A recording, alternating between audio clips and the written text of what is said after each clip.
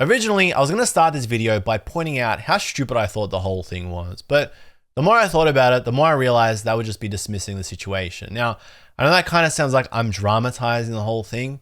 Reality is I want to do the complete opposite, because I think at the moment, what's happening on the Pokemon card side of YouTube, and I don't know, how stupid does that sound?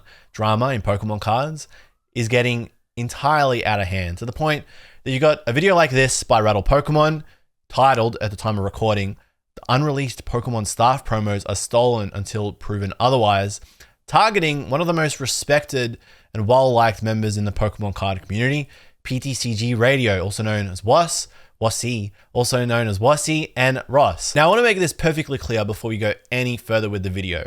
Ross and I are friends. I'm not making this video because I'm siding with my buddy.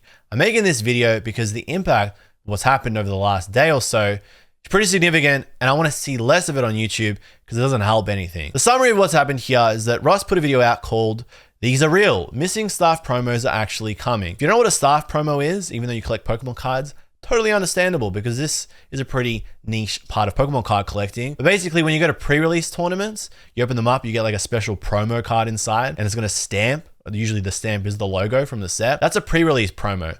There's a special version, even more specialer, that has a staff stamp on it.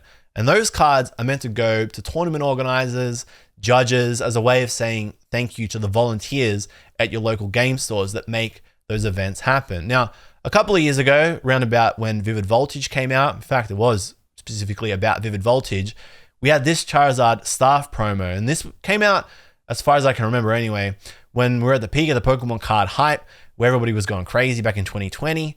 And from what I understand, from what I remember, the staff promo for this set didn't go to the people that it was meant to at certain stores. And as a result of that, there was no more staff promos for a period.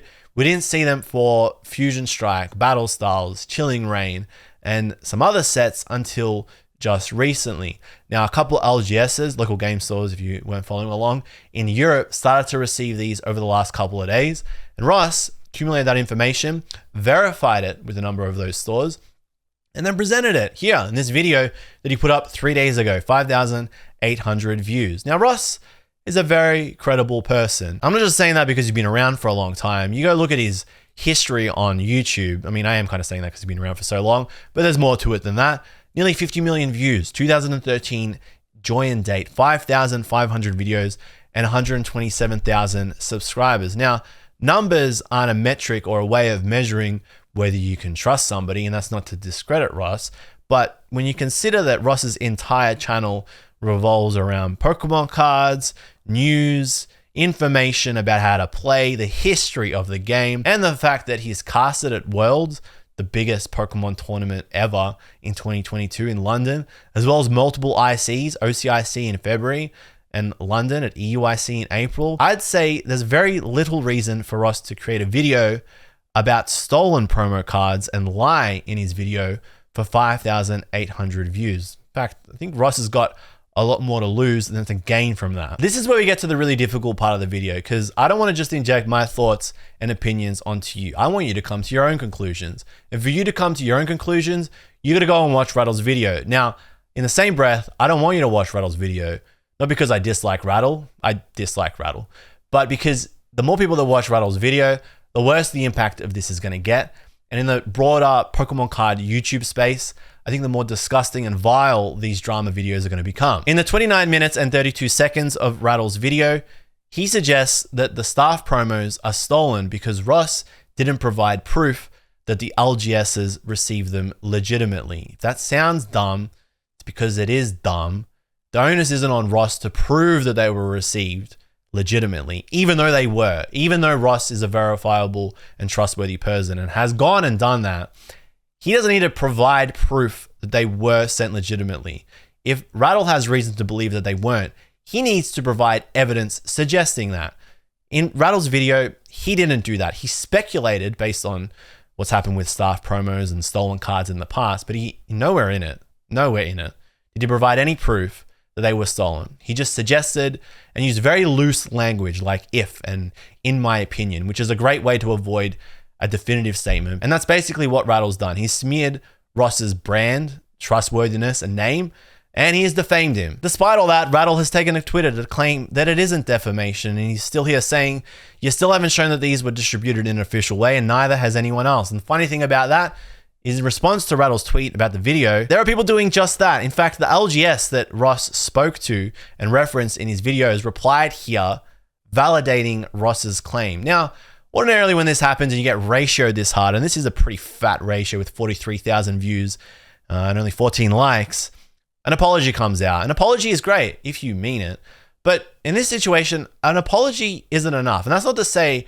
you're asking for more here, because I don't think any more can be asked of. What I mean by that is this: if 10,000 people watched Rattle's video, but only 5,000 people watched the apology, that means there's 5,000 people that still haven't seen Rattle clarify his claims and apologize. There's still 5,000 people out there that potentially believe Ross is still a liar.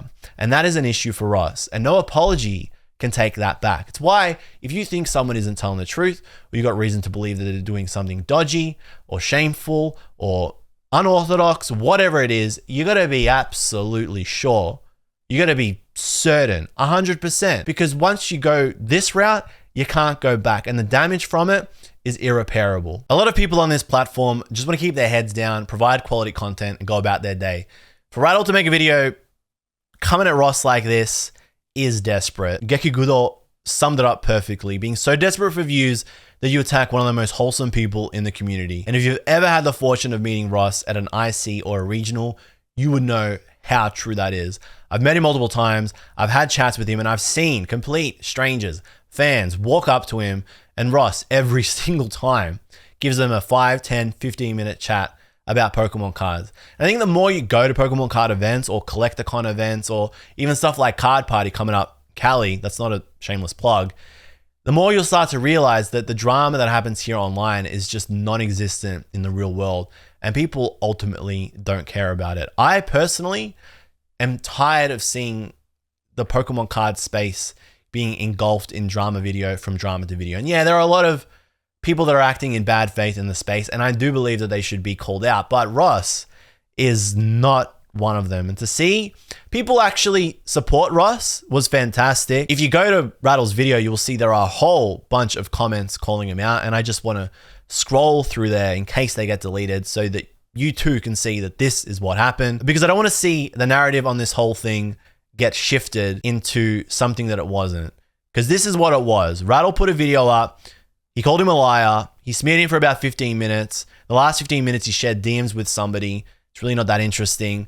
He refused to take the video down. He claimed that it wasn't defamation. He stuck to his guns. He's probably going to put a response video up, clarifying bits and pieces, saying how he wasn't entirely lying, or he wasn't entirely calling Ross a liar, or there was some half-truths, and just spin it, and then we all forget about it. I guess my biggest issue with this is how easy it is to take somebody else's name and make a video out of it. And I am no saint.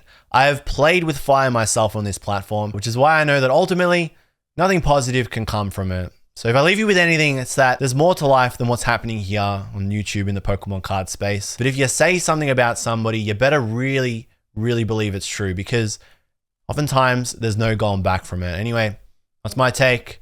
I hope you learned something today. I'll see you guys in the next one. Peace.